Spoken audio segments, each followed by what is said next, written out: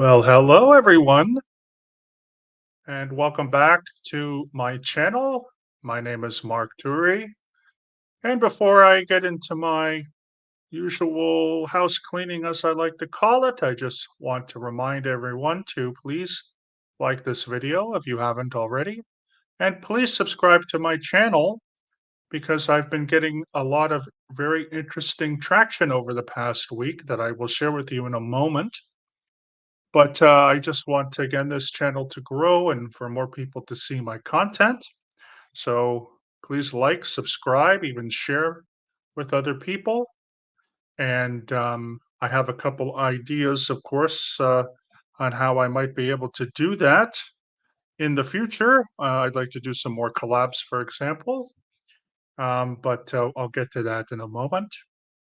I just want to say that as far as house cleaning is concerned, I just like to do some small talk before I get started. And today's topic, of course, is going to be on the relationship between confirmation bias and its relationship to pseudoscience and what that means, and so on. And it's a very interesting topic that was proposed by my friend Joe DeCeppo a couple weeks back, and we're finally going to talk about it this week as it was voted on in the poll. So here today was actually quite a lovely day. It was about 14 degrees Celsius. I think that's mid 60s. If I'm not mistaken, I'm just going to look that up. 14 degrees. I have my phone here. C to F. It's 57 degrees. It was nice and cool. 57 degrees Fahrenheit, 14 degrees Celsius was the high. It wasn't very windy. It was very sunny. I took a long, long walk into the city center today and did an errand, went to a library, and it was just really nice. And even yesterday was also quite nice. There's my friend Irish Mart. Good to see you. Always, always good to see you. Thank you so much for being here. Irish, thanks very, very much for always supporting my channel and being on live. You know that I very much appreciate, again, your support, your watch hours, and everything like this, and the fact that you're a member or a subscriber, I should say. Thank you so much. It's very nice to see you. I hope everything was good this, not just today, but this past week since we've saw each other last, which would have been the weekend. Um, in Ireland, I was just saying, of course, it's been nice and breezy and cool and kind of fall autumn weather, typical kind of fall autumn weather here. Finally, temperature's gotten to be normal, so all good. And yeah, for me, couple interesting milestones on my YouTube channel this week that I wanted to talk about before, of course, I get into our topic, I should say. The first one is that my last video that I did, which was on the history of Germany following World War One, which I hope everyone enjoyed, based on a PowerPoint, um, which was the first part. Of course, the second part I will continue this upcoming Saturday, which is, I believe, the 19th of, yes, it is, the 19th of October, same time as I normally do everything else here, which of course is 12 p.m. Pacific and 3 p.m. on the Eastern time zone for North America. And then if you're in the UK, it's 8 p.m. And I'm going to talk about the rise of National Socialism, the German Workers' Party, and other historical actors and characters that are important to that rise, as well as events called the putschs. And we're going to talk about that next week as part two. However, that right now, as I'm on here, that video of my part one that I presented last week has 117 views, which I know doesn't sound like much, but considering that is the highest total of views for any live I've done so far, and is the second highest because my highest rated video, which has 170 views, was on the history of the Romanian language. So this is not only the second highest, and I go ahead and it doesn't sound like much, but every little bit counts for me. and to have 117 views, being at the second, biggest total of my channel, and then also being the most watched live is just amazing. And also, as of yesterday, I surpassed 1,000 views, overall views of on my channel of videos as of yesterday, and I'm close to 250 hours, which I think is also pretty incredible. So I just again, I thank everyone here. I want to do a shout out here to One with Cat Shell. Shell again. Hopefully everything post Milton has and post Helene are good with you. I hope everything again is safe. I hope you've cleaned up your yard, or at least or somewhat put a dent in it. I saw those pictures; they were wild. Um, I haven't heard from my family yet in Florida, but I talked to my mom, who's trying to contact them. I'm not sure where they got hit because they're in Highland County, which is right in the center, just north of Lake Placid. So I'm not sure if they were in the Helene or the Milton Gulf Stream, so to speak, or whatever. But I hope that everyone has been able to clean up their yards and their lawns, and again, hopefully everyone is okay. We had flooding here earlier, not the same exact, but it's a lot of displacements with floodings and storms, and then the winter, I think, is maybe cooler, maybe more warm than normal, might be more cold than normal. It's pretty weird what's happening to the climate and to individual weather patterns lately.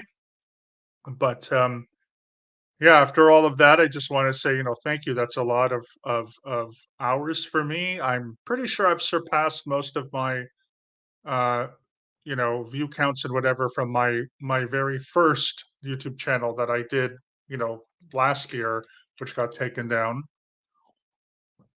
But regardless, it's not a competition with whatever I did in the past. I'm just happy with, about 100. I have about 117, 116, 117 subscribers. I got again the video last Saturday's at 117 thus far, and then the 1,000 views is pretty good. It's a good start, and I've only been on for a couple months. So, yeah. So, let me just see the shell here. Can't believe we still haven't heard from them. Mark, hope you do soon. Yeah, again, it's one of those things where we don't hear from them like every day. Like we usually get an email a couple times a year.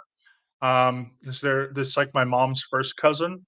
And I mean, we'll probably hear from them eventually. It's just they have a hotel, and that's like a lot of damage that happens to a hotel.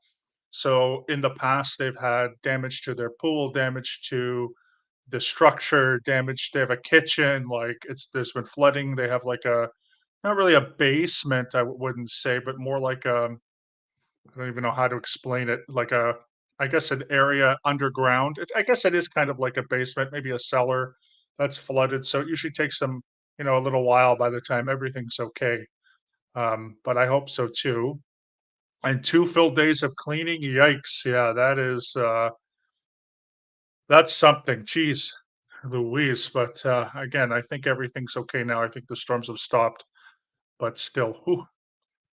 The other thing I wanted to mention is, Clearwater Chad, who is on and off. I'm not sure what he's doing today, but I know he was on, before, just to say hi, has trying to encourage me to get a Discord server up so we can talk about some of these things, afterwards. I'm thinking about it. I've done Discord before. I don't really like Discord, Reddit, stuff like this, but you know what? If I get a good demand, so after this is over, I'm gonna put a poll on my community tab whether or not you guys want a Discord server. I'll set it up. I'll have some moderators. I'll, monitor every once in a while. And I can do things like drop links in there. I can, maybe we could do a little bit more communication with myself, like just so because I do have a, pretty stable and steady fan base going, of my what I call my exalted few. And anything that is brought up, and we can do all kinds of interesting things there. There's also watch alongs. So that might be fun. We could watch, certain documentaries or things like this. So if there's a demand for it, I'll make one, and we can sort of see, what goes from there. Um, but yeah, and I'll mention some of these after, just for the people who have joined us later. Do you want a Discord server and so forth? But since it's been 10 minutes, again, and I'll go back to that issue after I'm done. Since it's been 10 minutes, is usually when I like to start the discussion or presentation. And yeah, so again, Joe DeCeppo, when we were talking about the different science and scientism, Joe mentioned, what about confirmation bias? And I said to her that confirmation bias has a relationship with pseudoscience, and that would be a different aspect, but I would go into it. And then last week I talked about the four different branches of philosophy, and then of course this time pseudoscience. And so confirmation bias and pseudoscience again have an overlap. They're not the same, but they have an overlap. So let's say that I am in a debate or an argument or a discussion with someone and we are passing along ideas, but I'm debating something that's been proven to be false. So in this case, person A and person B. So person A is arguing with person B that the earth is flat, and person B is saying no, it's round. So person A, the first person who's making the arguments, okay, that person, if they're arguing and they're showing person B information, but it's only information that already confirms their bias. Like, for example, it's from the Flat Earth Society or other types of societies that do studies and have these different figures and beliefs. And person B is showing actual information from NASA, from National Academy of Sciences, from the geological societies, talking about physics, and has a well more wealth of knowledge and well more wealth of studies, brings up things like satellite imaging and so forth. But person A, the person who's arguing for flat Earth, is only bringing up information that is essentially wrong.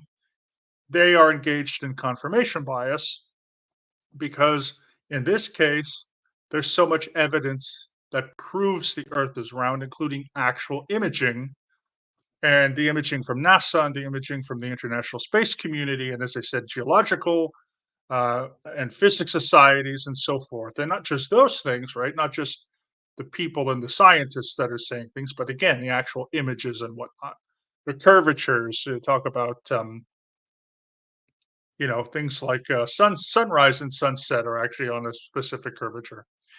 So that would be what confirmation bias is, right? So confirmation bias is just, I already have a bias and I'm only looking for information, whether it comes from studies, think tanks, pressure groups, societies, whatever. Could be biblical sources. It could be actual outdated science sources. It could be philosophy ideas that sort of confirm it. And it's the inability to sort of look outwards, or the inability to want to look outwards to falsify or to disprove what you already believe in. So how does this relate to pseudoscience? Well, Karl Popper, whom if you uh, saw my presentation on the different schools of history, I talked about Karl Popper and historicism and how he compared to Karl Marx. And there are some of these sort of pseudoscience ideas or pseudo historical ideas which use confirmation bias, but in an academic setting. So not just an argument, not just a discussion, not just something that might be communication between two people, but in bigger ideas, okay? When it comes to medication, when it comes to things like products and services, when it comes to anything that's sort of related either to a science or a medical science, a physical science, or some other humanities or social science perspective. So sociology definitely has, you know, things like pseudosciences about them, history, as I mentioned, historicism, and so forth. I'm going to give you an example of what Karl Popper said about pseudoscience, which is that pseudoscience confirms, but science disconfirms, or and science disconfirms. I think is the actual quote. So pseudoscience confirms and science disconfirms. Now, I do want to say that when Karl Popper was writing this in the early 20th century, he was contributing to the falsifiability aspect of the scientific method that we use in the West, which, of course, not all of science is just about falsifying claims, but part of science and the scientific method is to do rigorous studies to try to disprove your hypothesis, and only under a very well contained and managed process and methods of trying to disprove said hypotheses and theories, then whatever comes out consistently would be where the science goes to. And this is how we know about things like the earth being round and evolution and all this kind of stuff, because they have been rigorously tried to be false. But then things like the fossil records and NASA satellite videos and whatever keeps kind of coming back. And that other information of no, it's flat because sometime in the 15th century somebody said this, or no, there is no evolution because the world, this is just an example, is 6,000 years old. Well, again, we have carbon dating, we have fossil records, we have all kinds of things. So the evidence itself is overwhelming.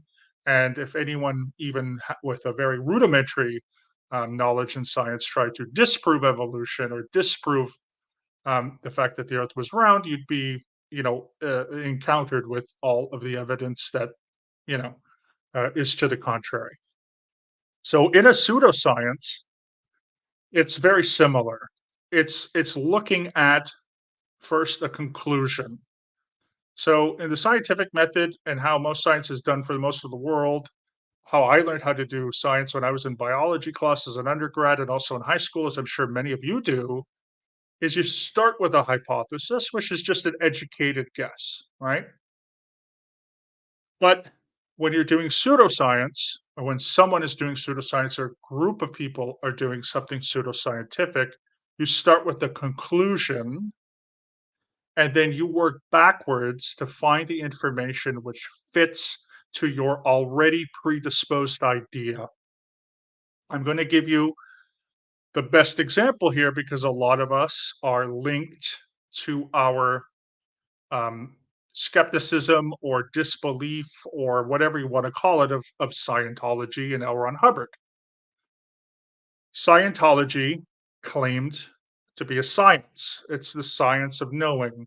It's knowing how to know. And he did claim that it was a science. He also claimed to be a scientist.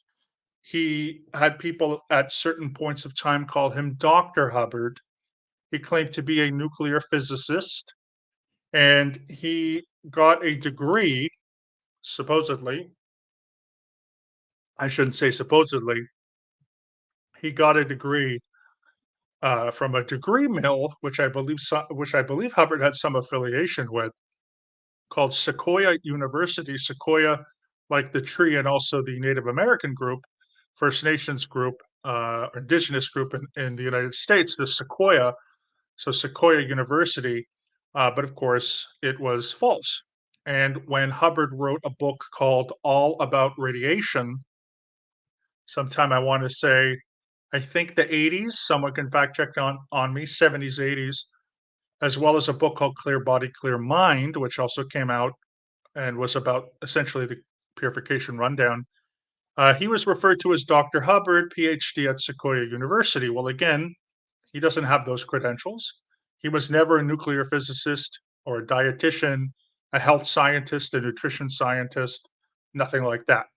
So that fraudulent aspect of claiming to be something, especially in the wake of science, and in the pursuit of science is definitely a step on what pseudoscience is. So think about this, right? L. Ron Hubbard, when and I really want to be careful here because although I have not read all of his research and development volumes, maybe someone out there has, but this is sort of a broad visualization that I get of Hubbard's research, which I think I've said before with Marilyn. I think I've also said it before in the Nerdy Bunch. I think I've also just said it before here alone, was that Hubbard essentially did his research alone in a room, most likely um, in the US and then in the UK at St. Hill. And then at St. Hill Manor, there's also the castle, but there's also a manor, which of course is in East Grinstead, which is in Sussex, about an hour south of London by train. And then also on the Apollo in his office. And the visual that I get, and again, I could be wrong about this, but this is just from collecting all the knowledge and reading books like Barefaced Messiah by Russell Miller and so forth, was that L. Ron Hubbard would be solo auditing. So for those whom I don't really want to get too into the weeds, but you probably know Scientology has auditors and auditing where you hold two cans as a pre-clear. The auditor's in front of you with the e-meter. And again, please, if anything goes over your head or anything, there are videos and demonstrations and stuff that can be found online. Because the point is not the auditing. The point is that Hubbard was solo auditing himself.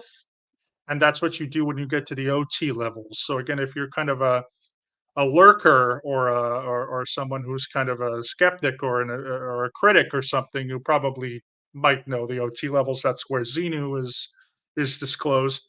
And so my understanding is that he I guess he wrote with his right hand. So you have his one can of the e-meter, and again, if you haven't seen the electrocyclometer, you can Google that. But he would have one can of the e-meter in his left hand, and I think he would just sort of think stuff, and then the auditor's supposed to write stuff down on a piece of paper, which is divided in pen. So you take like a full scap piece of white paper, and I did this as a Dianetics auditor, and right down the middle, you draw a line, and then you're supposed to be writing certain things on both sides. And that's what I think he did. And I think that he started with his conclusions, which were there were past lives, there were thetans, and that basically he himself was the source of all this knowledge. And then whatever came to his mind always confirmed that. That is classic pseudoscience. It could be the same with medicine, right? When people just say, well, this cures that, or this will help with that. If it's an antibiotic, right? That started, that's a whole history of antibiotics, which were kind of discovered by accident. Many things are discovered by accidents, but they're usually discovered not really knowing what they are at first, which is what a discovery is, right? Vaccines, especially, people can work on vaccines and they're combining certain things, but they're never going to be like, okay, this is the vaccine. This is going to help, cure or whatever disease you fill in the blanks, polio, COVID, influenza, pneumonia. Oh no, this is the vaccine, and then you take it, and it doesn't do anything, right? That's not science. That's just someone who is doing pseudoscience. Or here's something that's going to help you with this. You have to sort of ask, well, what are the studies, folk, what do they call that? Test groupings and so forth, and on and on. Anyway, I'm getting a little bit into the weeds. I know that you all kind of know this if you have any, basic sort of fundamental idea on what these things mean. But I just wanted to sort of, get into sort of the nitty gritty on how these two things relate. So confirmation bias is more argument based, it's more discussion based, it's more like a one to one. It is a bias that sort of goes under the veil, if you want to say, or the tent of things like logical fallacies and so forth. Hindsight bias is another one where, 10 years after a horrible situation, someone says, "Yeah, well, they should have done this thing." Okay, well, you're only saying that in hindsight. Yeah, but we should have done X, Y, and Z, you know? You know what I mean? Okay, well, we didn't. No, but we should have, anyway, that's hindsight bias. And then there are others. Pseudoscience is, again, very specific. It's usually when people who claim to be scientists or claim to do science start with a conclusion, work their way back, and they don't really have a lot of good falsifiability. So, in this next section, I wanted to link some of these together by examples. And I wanted to read out some examples of pseudoscience, which is listed on Wikipedia. And some of this is going to be very familiar for those who are, in this sort of the Scientology critical realm. And others might, for example, click if you know any other types of pseudosciences, which can be also listed on um, Wikipedia or other sites. So, it goes everything from, you know what, I'm not even going to mention because the thing is, sometimes I don't want to be that guy who says, well, that doesn't work, but that works. And if you do this, it's pseudoscience. You know what? I'm not going to specifically name any pseudosciences apart from Scientology and Dianetics, especially. So if you want to go investigate that by yourself, because I don't want to alienate anybody here. Certain forms of alternative medicine might be controversial and called pseudosciences, but you know, I'm the type of person that says live and let live. If it works for you, that's the most important thing. So instead of naming off stuff and then claiming that they don't work because I know science, which is of course not something I do here because that to me is not accountable because I'm not a scientist. If you would like to, know more specifically. I will say in an area that I know for sure, which is history, I agree with Karl Popper, and we can go back to, um, if you would like to see again that different types of history, different schools of history. I agree with Karl Popper and a lot of other historians that the Marxist school of history specifically would be considered historicism or pseudo history because it does start with a conclusion and is trying to work its way backwards. For example, all of history is a class struggle. Okay, but when it isn't a class struggle, what is history? They'll say, no, it's always a class struggle. I'll say, okay, but it's not always a class struggle. There's times when it isn't a class struggle, and they'll keep saying no. And it doesn't matter how much evidence I have, how much evidence they have. A lot of that is confirmation bias, and a lot of that is pseudo history. So, regardless of what I just said, and in addition to the things I've just said, I just wanted to look at some things that are defined as pseudoscience. And where this comes from was, unfortunately, we lost our friend Doug Scott Kramer back in December, and just a couple weeks before he passed away in November, so almost a year ago. I think about 2 or 3 weeks before I contacted him because I wanted to do we were working on, um, a video on the philosophical origins of Dianetics and Scientology, and so this is what I got. These are from my notes from a little over a year ago. So what I'm gonna do is I'm just gonna kind of list them off and then go back and forth so I can see the comments. But the definition of pseudoscience, and this my information now does come from Wikipedia, but they have a lot of links that you can look on and click and look for more information. But pseudoscience consists of statements, beliefs, or practices that claim to be both scientific and factual, but are incompatible with the scientific method.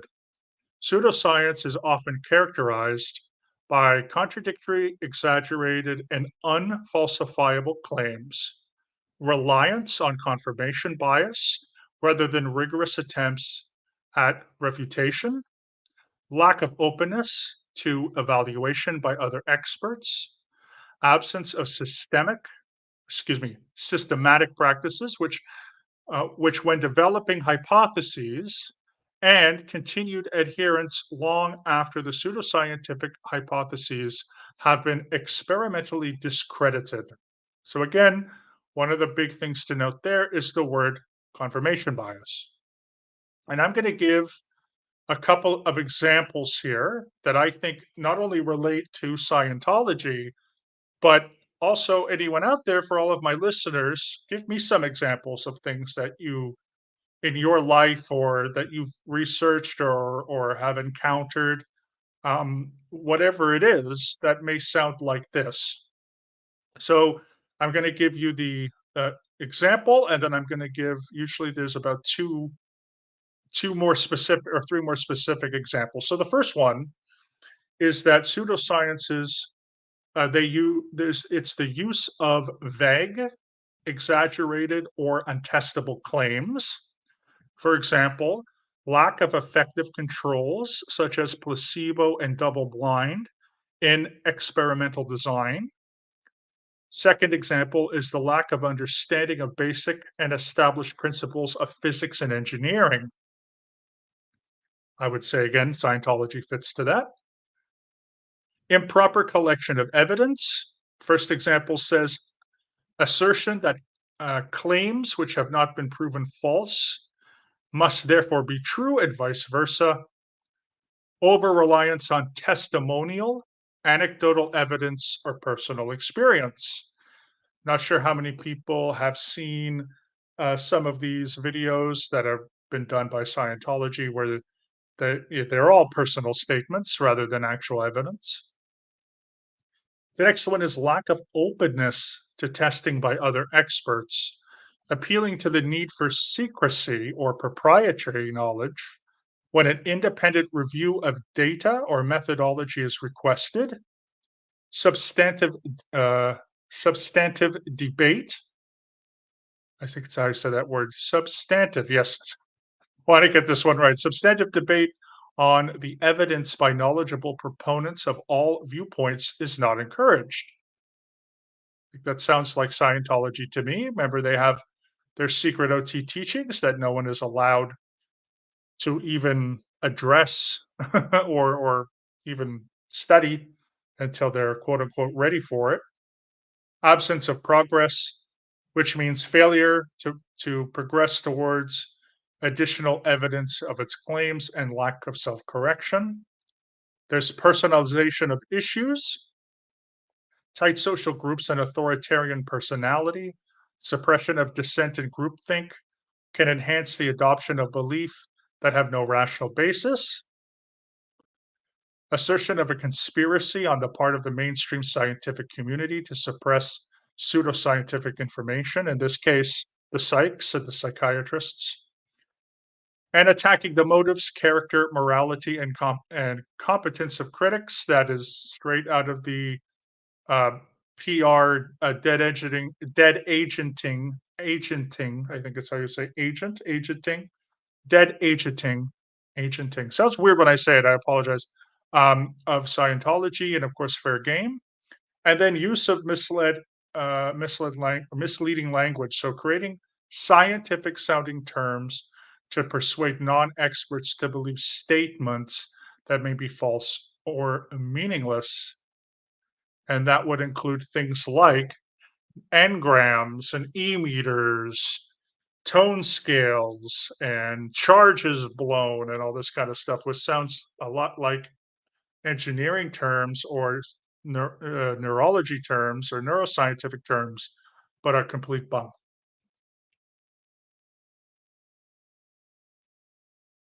So, before I have some start comments here before I go back, I'll go forward. I should say yes. It's worth it. Okay, thank you, Irish Mart. I'll go look to see if Discord is something that I want. Powerlines, good to see you. How are you? I hope everything is good with you. Thank you so much for being here. I've seen you a couple times, so it's a pleasure. Always a pleasure. And yeah, it's research, right? So it's not research, it's not science, and a lot of this does. It does overlap with Hubbard. And again, I don't really want to get into other types because again, I don't want to alienate anybody.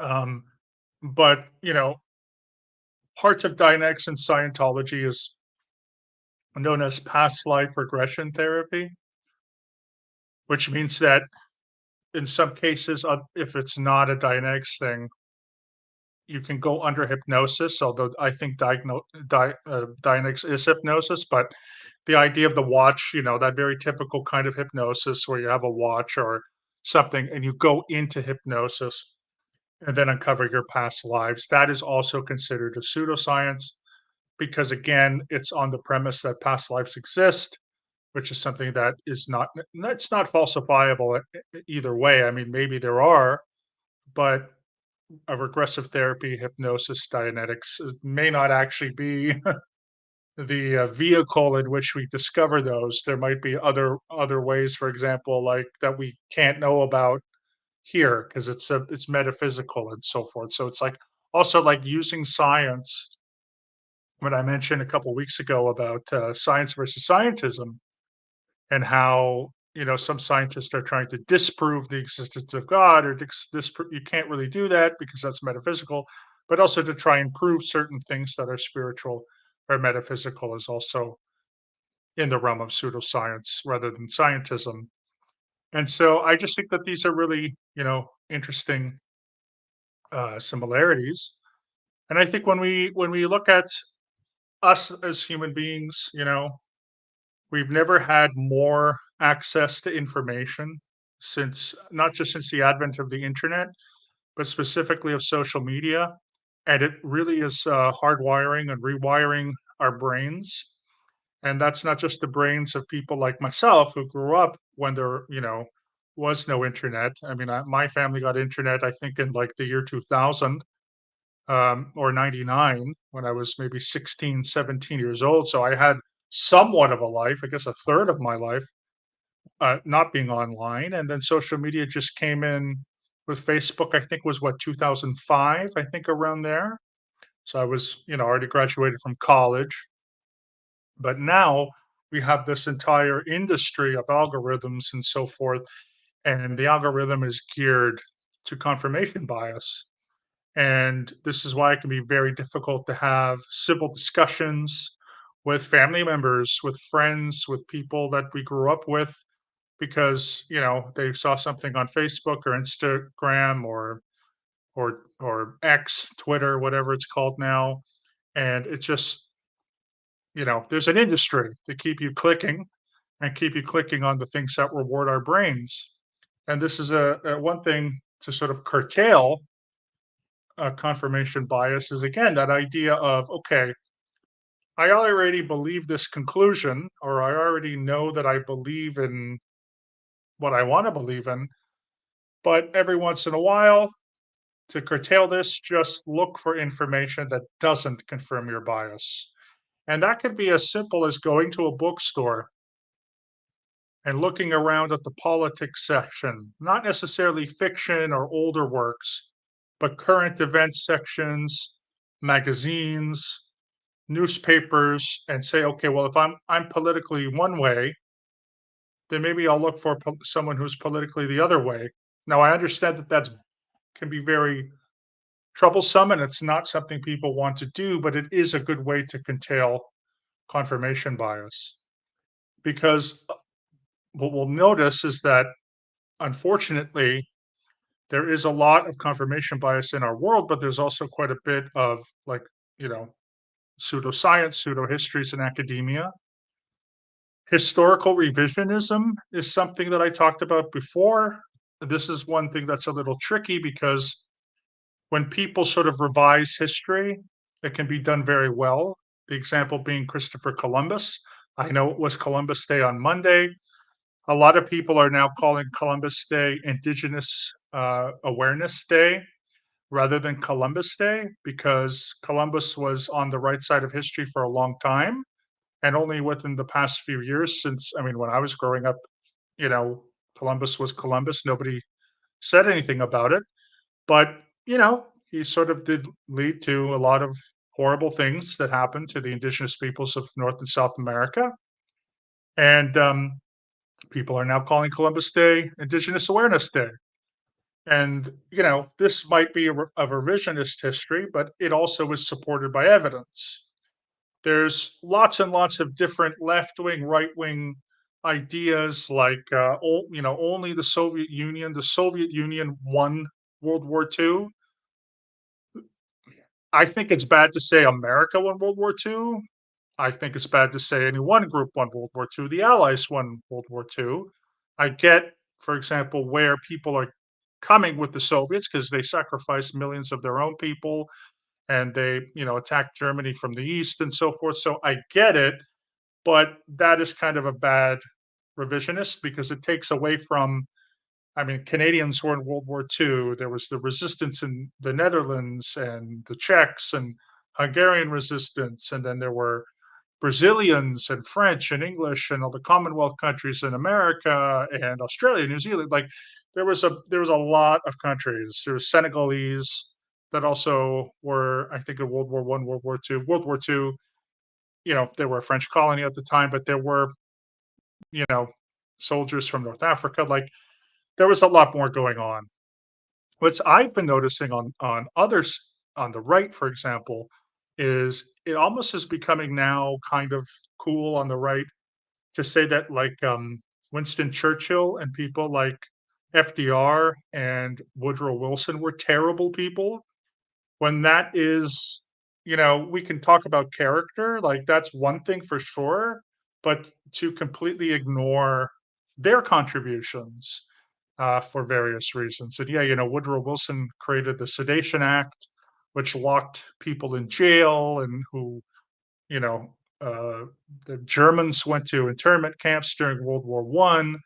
Like, so there's a lot of stuff that they did that was bad, but to make them out to be, which is now on some in some circles on the right. I don't want to paint a too broad of a generality, but they're saying that like Churchill was worse than Hitler because Churchill went to war. It's like okay, that's a bit too much. So all I'm trying to say here is that again, these are individuals that are applying some of these same principles. Conclusion first, going backwards, looking at hey, how do I prove the thing I already believe? And so when it comes to history, when it comes to science and sociology, linguistics, economics is a big one. If anyone is interested in economics, they're called heterodox schools of economics. Also apply pseudoscience. These are things like Marxist school, socialist school, the Austrian school, which is on the right, and others that again just say like, hey, the free market works in every situation, so let's get rid of the state except for all the times it doesn't. You know what I mean? It's like, okay, let's chill out a little bit and let's figure out where the numbers are taking us, not ideas and conclusions first.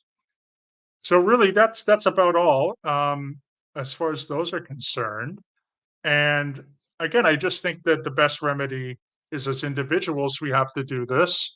I know that a lot of people in my audience are probably older, so maybe this is, second nature already to you. Maybe you've already heard these terms before. Again, I'm just adding my thoughts on stuff I hear and trying to sort of collect everything and break them down.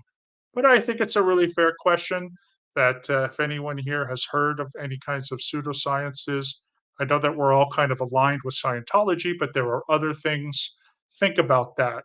If you go through a list of what is a pseudoscience and something is familiar to you, just think about that situation. Be like, huh, okay, you're going down that list and you see something that strikes your eye, and you're thinking, I have an experience with that, or I've known that, or I've read that before.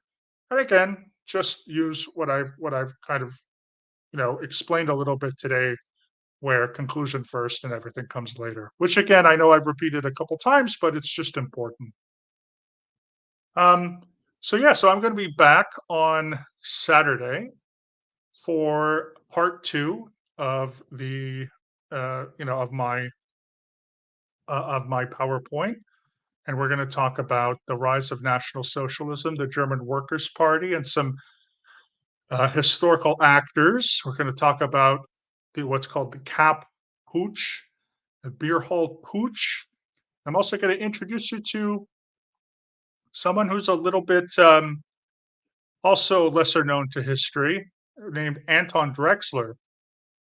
Um, this was he was one of the four founders of the German Workers' Party after World War II, which of course evolved into the National Socialist German Workers' Party when Adolf Hitler came aboard and then became its president.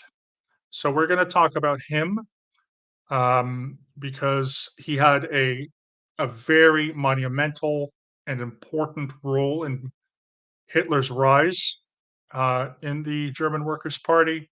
We're going to get to some of the secrets, a secret society that influenced, some of the German nationalist sentiment. And overall, we're going to conclude, I think, in like 1923, 1924, I believe 1923, 24. And sort of, from that point, that's when a lot of things happened that we kind of already know, because by the end of the 20s, the depression hits, hyperinflation hits, and in 1933, 1944, Hitler becomes chancellor once Paul von Hindenburg dies in 1934, taking temporary emergency powers, declares Germany the Third Reich or empire in 1939. And then, of course, for the next 6 years, he's engaged in the Second World War, the Holocaust, of not only Jews, but the Roma population, and sadly, millions and millions of others. So it's a warning here. I hope again that the first um, slideshow sort of looked at the slideshow, not a slideshow, a PowerPoint presentation, looked at and sort of condensed some of the interesting communist revolutions and communist takeovers that happened in Berlin and happened in Bavaria, which in a sort of a cause and effect type of situation, I think gave rise to sort of a paranoia and an urgency for then the right wing, and then eventually the Nazis to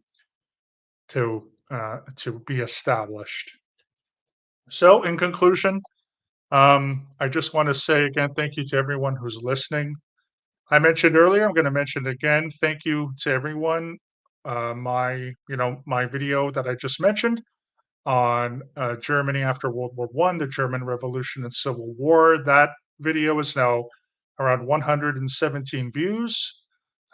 Just before I started this, and I'm over 1,000 total views in total after 2 months. I think it's been very, very good. Please also watch out for my poll on my community tab on whether or not I should create a Discord server. I think there could be a lot of advantages to that, especially for those who want to get into more discussions and drop more links and share more ideas. I think that would be very interesting. Plus, I know SBTV and a lot of other communities that have Discord servers, for that reason, just to expand conversations, which I would love to, because I think, for me, I talk, on here for an hour, sometimes more. And if any of, out there, my followers have anything else to contribute, if you want to do it on Discord with links, or just with things like that, and maybe you're not comfortable doing it somehow on YouTube, but you would be more comfortable on a Discord server where again we could have more conversations and getting through different ideas. I think that would be nice too. So thank you everyone for being here.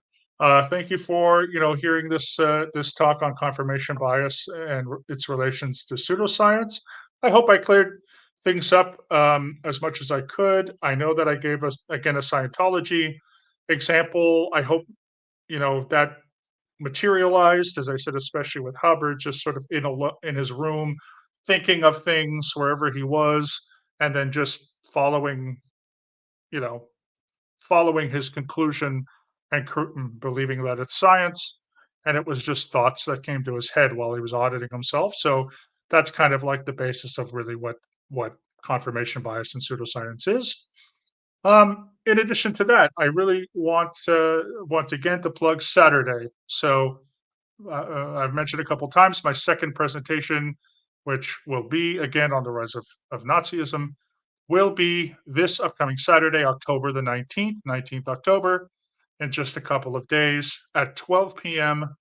So noon on the Pacific coast of Canada and the United States. Eastern time zone in North America, it's 3 p.m. and then 8 p.m. in the UK. So please join me, with that if you want to see the conclusion to these little steps of this very important time in history. So thank you so much. Thank you, Power Lines. I appreciate it so much. Thank you, everyone, for being here. Please like this video if you haven't already, and please subscribe to this channel. And as always, in case I don't see you, good morning, good afternoon, good evening, and good night.